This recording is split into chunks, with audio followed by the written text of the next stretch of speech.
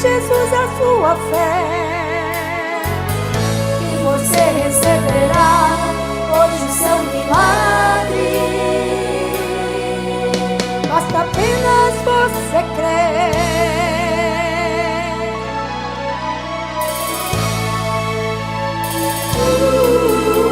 À beira de um caminho, um cego pedia esmola.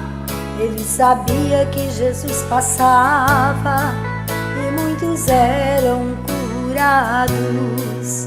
Ele se aproximou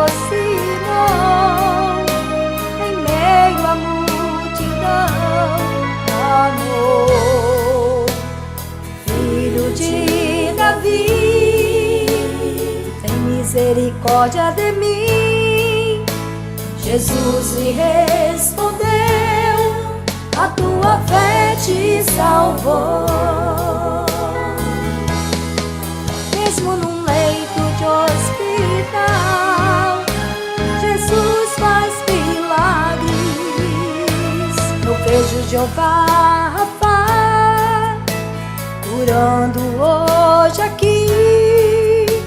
A glória do Senhor se manifestará em mim.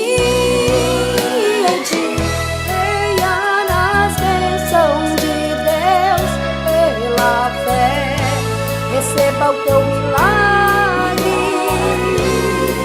na tua vida, na tua casa, na vida de todos nós, em nossas famílias e finanças também. Hoje é o dia do Senhor operar milagres. Ainda é o mesmo de sempre, na minha vida, na tua vida, na minha casa, na tua casa, irmão. Tenha fé e seja curado. Hoje é o meu milagre, hoje é o teu milagre.